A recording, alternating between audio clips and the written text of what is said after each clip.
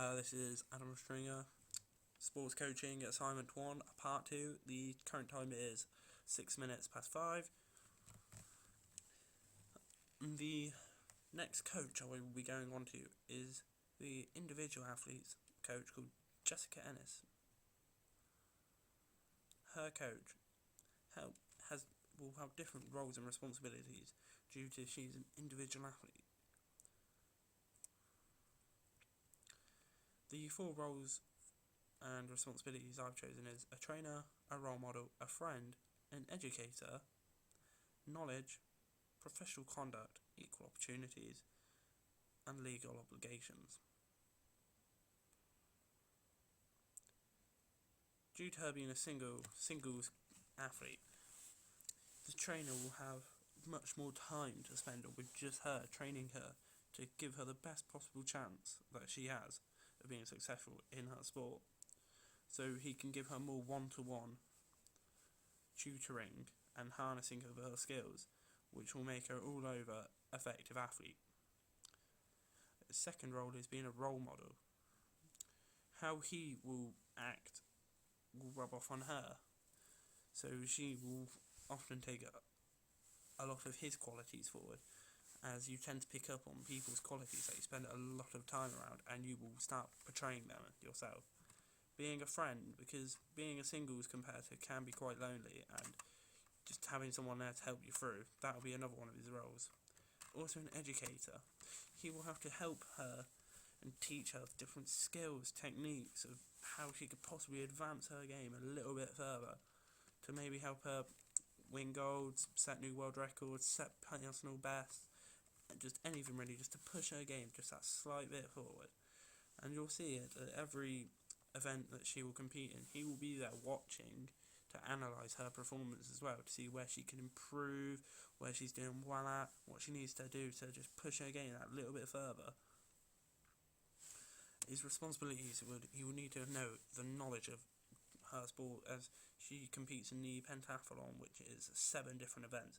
He will need to have a vast array of knowledge on all 7 events and the rules and regulations involved with them, to give her the best chance of succeeding. Professional conduct, due to he is with a member of the different sex, he will need to be professional due to he is doing one-to-one sessions with her.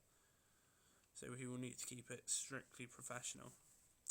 He also will allow for equal opportunities as well.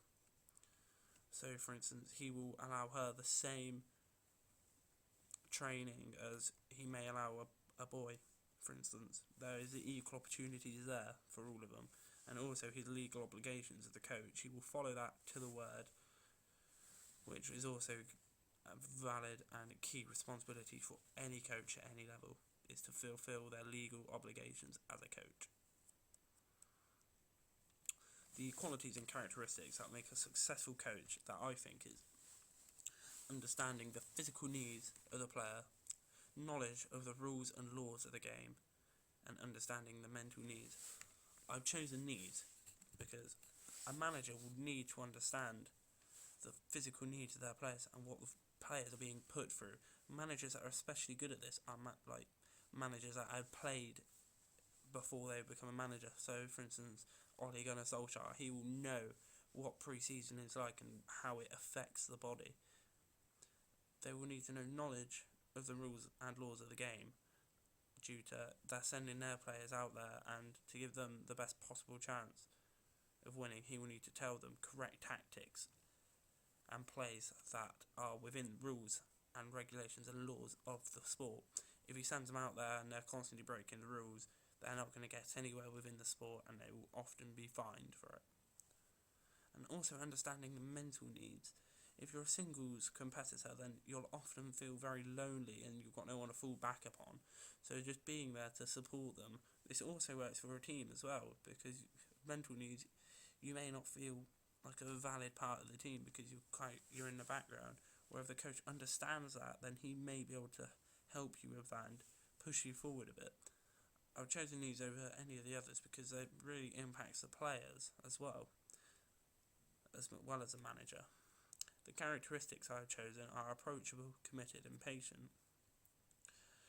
If you've got a manager that isn't approachable, then you're not going to be able to go forward to them with your ideas or any questions or queries you may have. So being approachable is a key asset. Also, just being able to knock on the door and say, can I have 5 minutes of your time? That is a huge thing for any player who's part of a team. Being committed as well, because if the players and backroom staff and all that see that you are committed to the club, then the players will be committed and they will help you a lot more as well. They'll show it on the pitch, in training, just show your full-on commitment to the cause, and also being patient. This is key for any manager at any level, due to if you're at a lower league, then you're going to have to be patient because it will take them longer to get the skills completed due to their lower ability, and also being patient when you're in a higher league and a higher ability, because the players may not be playing how you want and the results may not be coming. You've just got to be patient until the team eventually click and get that winning mentality. These are all the qualities and characteristics I think you need to be a successful coach. The skills that make a successful manager or coach, I have chosen communication, analysis and problem solving. This is due to being a manager or a coach, you need to have good communication so you can get your points across to all the players in a variety of different situations, which will make the team better. An example I've chosen is Stephen Presley. At matches, he will not sit down. He will stay on the edge of his technical area shouting instructions to his team to keep them constantly informed what they can do to help them. And this is a good example of communication. He will often tell the right back or the left back, and the message will then spread throughout the team, so they all get the message very quickly. Another example of this would be Mourinho. You very rarely see him sat in his seat, or Andre Villas-Boas. Once again, very rarely stays in his seat. He's always up and along the touchline, helping his players. So he's given it 100% as well. Also, I've chosen analysis. As a good manager will always use this skill, as he will, as long as communicating, he will also take notes and statistics on what his team are doing well, what is going wrong, and then he will mould around that, which links into problem solving as well. He will also mould this around to bring out a new tactic, a new set play, or something to help get through the other team's defence and help you score, or get the goals that you are aiming for. Problem solving as well. That is a key aspect for a manager or coach. Another good skill is being able to solve the problem. For instance, if a striker of a team is injured and you do not have another striker, then the best thing to do for them will be look around the team and seeing what player they could mould into a temporary striker. For instance, a centre forward, or bringing someone through the youth, taking a player from the youth academy to give them that vital first team experience which they may need to push them on. Or for instance, changing the formation to then, instead of a 4-4-2 or 4-5-1, changing it to the false 9, so you have no striker, just for temporary until that player is fit again. Another example of this would be you're losing 3-1 at half time and you're playing 3 at the back. Maybe putting more at the back would strengthen that up, which then you can build on, and so you can build from the back. That would be another sporting example of problem solving.